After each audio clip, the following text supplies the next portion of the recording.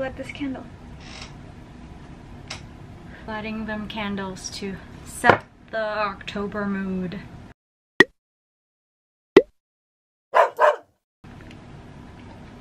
I want you to see my candles so that you see them. We have a safe, and we also have, what is here? Oh, my trusty Gryffindor common room. Okay, hello everyone. It's Fifi and welcome to my channel. Hi, how are you? How have you been? It is now October. A bit too late for a September wrap up, but I'm doing it anyway. But also I wanted to make this kind of like a September wrap up / October recommendations, because a lot of these are going to be on the spookier thriller-y mystery side. I actually read 7 books in September, but 3 of those are already the ACOTAR series that I've shared with you. If you haven't seen my video on ACOTAR, it is the one I posted before this. Check it out, the link is up above. But the rest of the books that I read are in the scary side, except for one romance. We did read one romance this month. I don't read horror stories or watch horror movies, so I don't really have anything scary, you know, in the technical sense. I don't have anything scary to recommend, but I do have some murder mysteries to recommend, so maybe this can be a good little cozy October Halloween vibe read for you to pick up this month. And I will start with, of course, the classic, the queen, the dame herself, Miss Agatha Christie. When we say Agatha Christie, the first book that comes to mind will always be this book, and that is And Then There Were None by Miss Agatha Christie herself. She invented murder mysteries. We can say that because she is the highest selling author, or author with the most sold books ever in history. Agatha Christie is the most widely published author of all time, and in any language, outsold only by the Bible and Shakespeare. So, I mean, if someone has to represent the women in literature, it is Agatha Christie. So the story of And Then There Were None is about 10 strangers who are kind of summoned to a mysterious island, and nobody knows who owns the island. People just have their assumptions on who has bought this mysterious island in the middle of like Devon? I don't know how to pronounce that place. These 10 random strangers suddenly get letters inviting them to the island for different purposes, but mostly for a holiday. Most of the letters were signed by a name called U.N. Owen. When they get to the island, the owner isn't there, so they, you know, toured the place. There's really nothing to see because it's just a bare island with a mansion, like a big house. And then suddenly in the, like, I think after dinner, everyone was kind of just waiting for the owner and just, you know, chilling.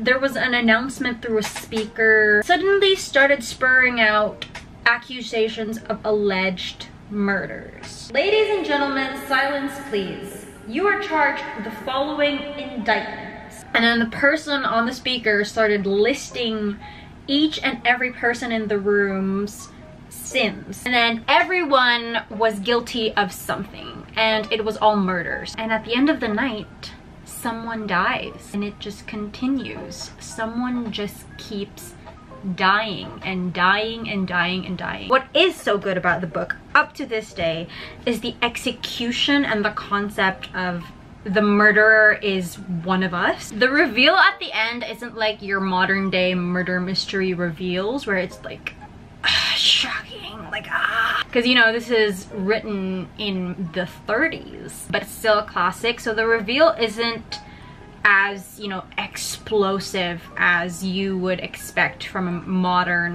mystery thriller. The next book I read, this is probably my favorite read this month and one of my favorite reads this year, and probably one of my favorite books of all time. Like, that's a bold statement, but I'm not joking. I already put it in my favorites shelf on Goodreads, so locked, sealed, favorite book. And that is Smaller and Smaller Circles by F.H. Patakan. This book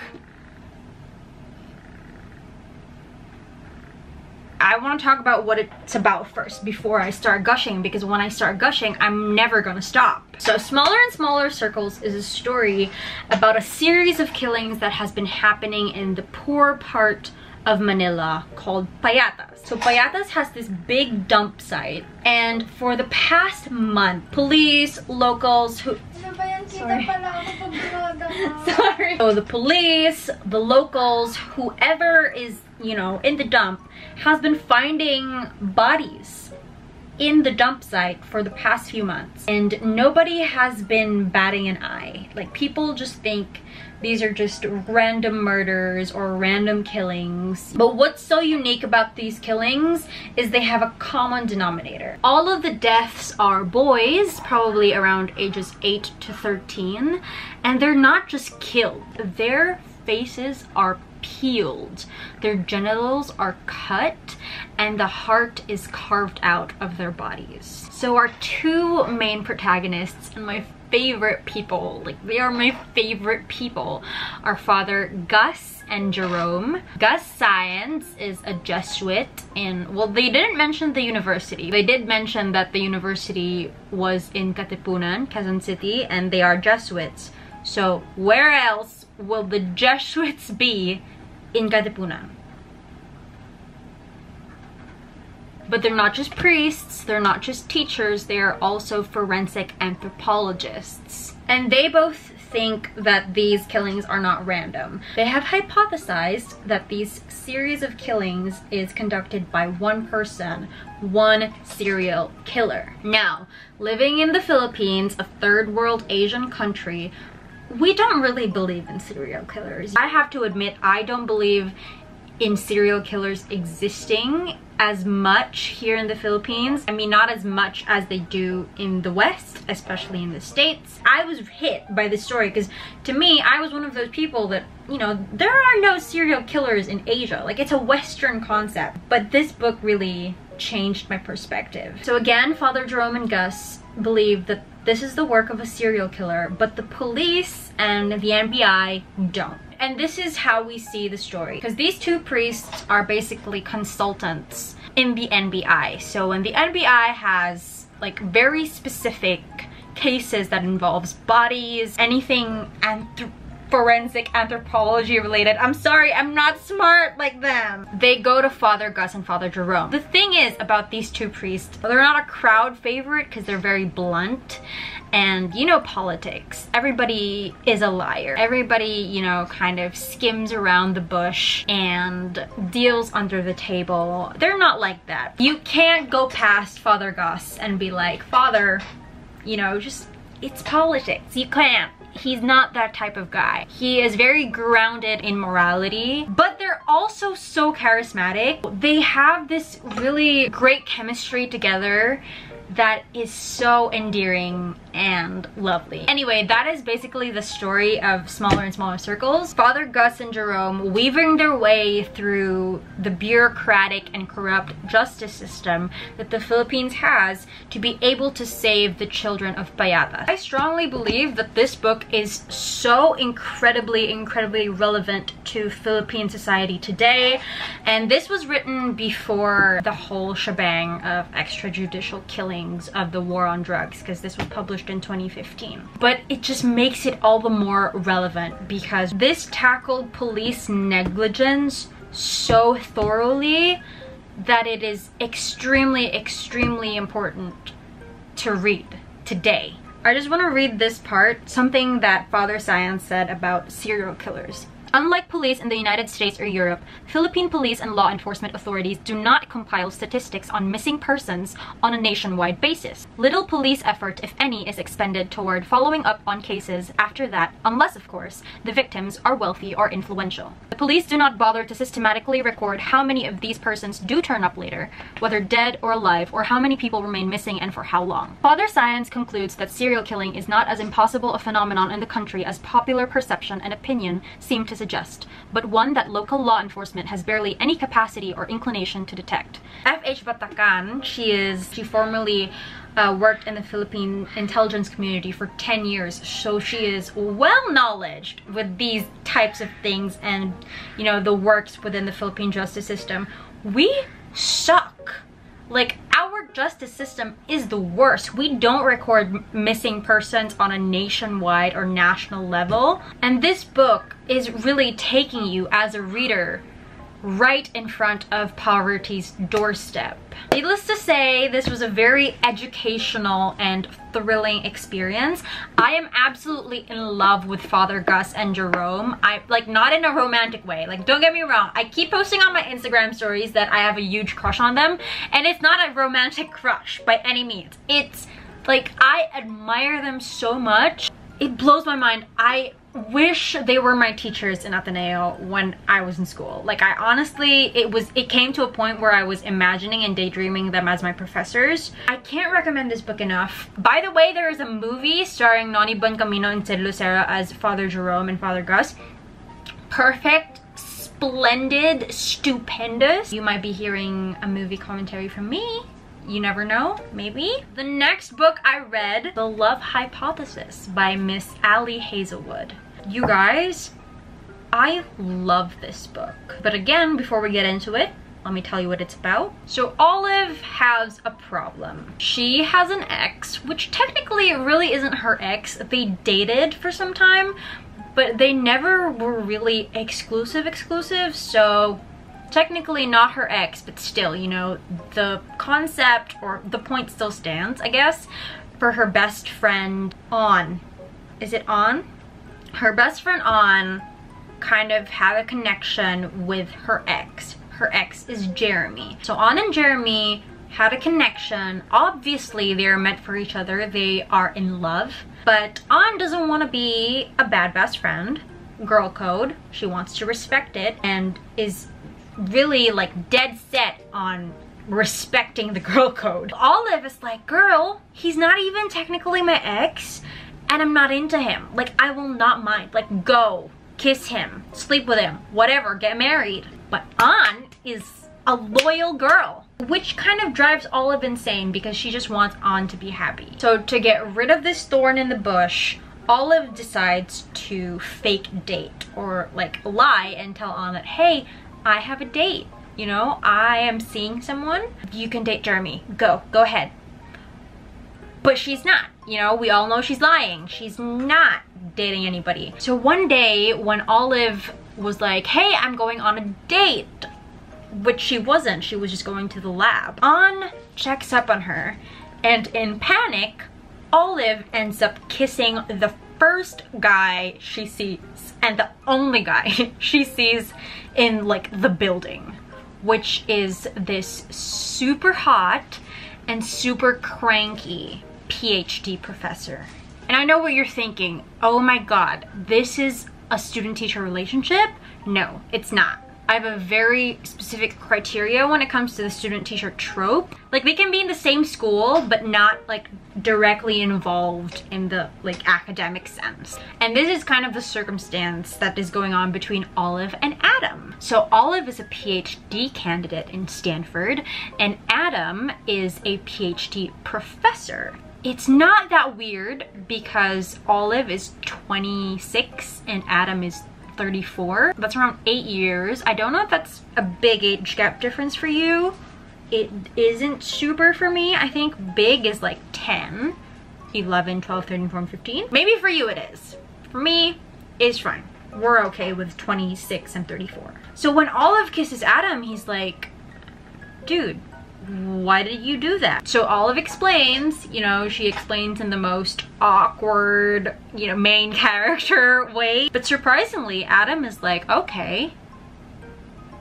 And in the following days and following weeks, he kind of plays along with the whole charade of being Olive's boyfriend without even like saying, until everybody in the school finds out that, oh no, they're a thing. And Olive kind of panicked because that wasn't her intention. Her intention was just to fool An. But then again, surprisingly, Dr. Carlson or Adam was like, you know, we can keep up the charade. I kind of also need a pretend girlfriend anyway because unknown reasons. Well, he did have a reason, but I'm not gonna go in too much into that because, yeah, just read the book. But bottom line about this book is it's so funny. It's so incredibly funny. Olive's inner monologue is hilarious and so relatable to an extent that it just made everything so enjoyable. Like the banter she has with Adam is so fun. And it's not an enemies to lovers even. They have good banter, but they weren't enemies. Like they were actually friends. And then their relationship grew, and of course the fake dating kind of got out of hand with the feelings. And you know, as fake dating tropes go, it goes there. I don't know, correct me if I'm wrong, this kind of reminded me of a light academia setting because it's a PhD setting. We have a woman, our main character, Olive, is in STEM, but it's just so sexy. Like the intellect going on in the book, and it's not even the pretentious kind of like intellectual book. It's just the, okay, these two people are into science, this is what they do. Like it's not trying to be smart. It just is. And that just makes it sexy. I guess the only reason I didn't give this a perfect 5 stars, I gave it a 4.5, is because the ending was just a bit... It's not a cliffhanger per se. Like it did conclude very well, but I just wanted more. You know, I was left wanting more. It did kind of fall into the miscommunication trap. A tiny bit. There was a part where it was so obvious that these two people love each other, like each other, are attracted to each other, but they're just like, oh, she doesn't like me, oh, he doesn't like me. It fell into that, just a tiny bit. Like, I don't want this to kind of discourage you to read it. Like, please don't let it. I just wanted to mention it because it is like one criticism that I have. The ending, I just wanted more. Like, I wanted more Adam and Olive, you know? Like, I hope Ali Hazelwood writes like a Christmas special or something, or like a bonus epilogue, just so I have more of Adam and Olive.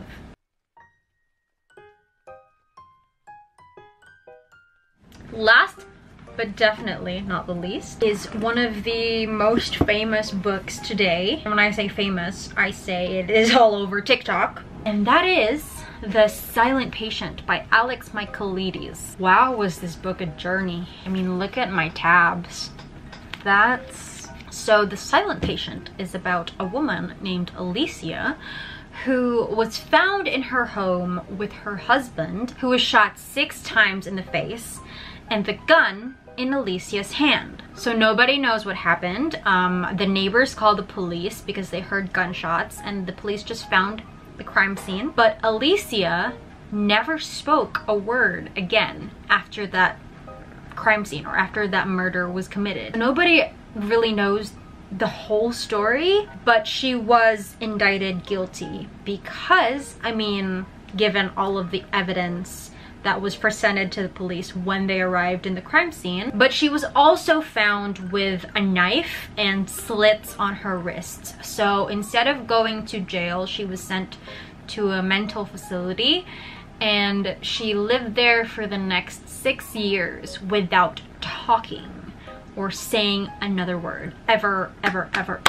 Fast forward to present day, we meet criminal psychotherapist Theo Faber, who is very intrigued and interested in the whole Alicia case. He's so invested in it, he wants to figure out why Alicia stopped talking, who committed the murder, like what really happened that day. So he asks for a reassignment to the mental facility where Alicia is staying. That's all I can tell you without spoilers, because wow, was this book a whole trip. First of all, that plot, fantastic. So intriguing, it draws you in, you want to know what happened. Reading the book actually gave the same feeling. Like, it kept you guessing, you didn't know what was going to happen, you didn't know who the real suspect was, like you didn't know the whole story. The chapters are also relatively easy to get through. It's a very accessible murder mystery with easy language. But I just have a few pickles in the book that I found quite strange. First is the narration. The book is in first person, and we have 2 points of view. So we have Theo and Alicia's point of view. Theo's point of view at first I kind of found a bit odd. I think mostly it's because he's a man, and I'm really not used to reading first point of views in a male perspective, especially if it's written by a male. It's different when women write in first perspective, but in a male's perspective, like I was so aware that I was in a man's head. It wasn't unpleasant, but there were times when it was uncomfortable. I can say, without spoiling, that all of these feelings at the first part of the book, when it comes to the narration of Theo, kind of makes sense at the ending when everything is revealed. So that issue was resolved. The one issue about narration that wasn't resolved for me was Alicia's point of view. The way Alex Michaelides wrote hers is through a diary. But the thing about Alicia's diary entries is they have dialogue. It's just strange. Like, I found it strange that there was dialogue, like very detailed dialogue in the diary. And even when Alicia was in a very compromising position, or she, like let's say she was in danger, she was still writing on the diary. For example, I'm writing in my journal and then like a burglar decides to enter my house, break and enter. Like, the burglar is literally right there and I'm like, he's there, he's coming, blah, blah, blah, blah, blah.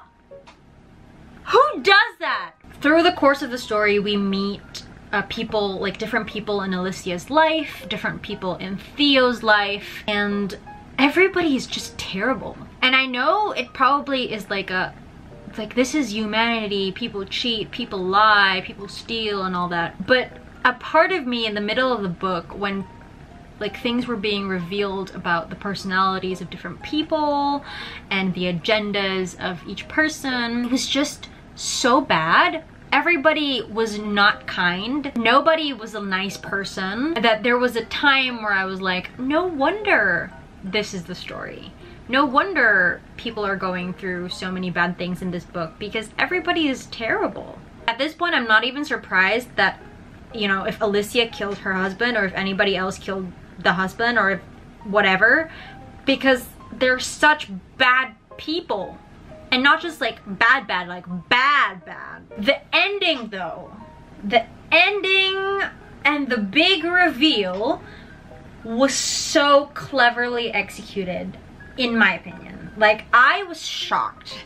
Honestly, I half listened to the audiobook and half read the book. If you kind of want an eerie vibe while reading this, because it's October and it's Halloween, I suggest you listen to the audiobook while reading the book, because the voice actors are so good. Especially the voice actor reading for Alicia, so good. It was so eerie, it was creepy, it scared me. Like, I was reading here in my room. I was also listening on the way home from work. It was already dark, it was raining. I was scared out of my mind. The reveal at the end was good. Like, I think this book is worth getting to that point. Overall, I think it's a worth it read and I would recommend it to people. I would recommend it just so I can talk about it to people and talk about like the whole reveal and stuff. And if you have read The Silent Patient and would like to talk about it, please DM me, let me know in the comments, let's have a chat. I really want, like, this is one of those books you have to talk about with friends and people and like talk about in a book club or something. Okay, that's it. Thank you so much for watching, you guys. How are you? Again, I've asked this at the start, but how are you? How have you been? How is your October so far? We're currently going through Mercury in retrograde, right? So whatever it is that you are going through, whatever you're feeling, just power through, girlfriend. You can do this. We got this. Thank you so much for swinging by my channel. Please subscribe if you haven't yet. Like this video if you did, no pressure. And I will see you in my next video. Good night, good morning, good afternoon.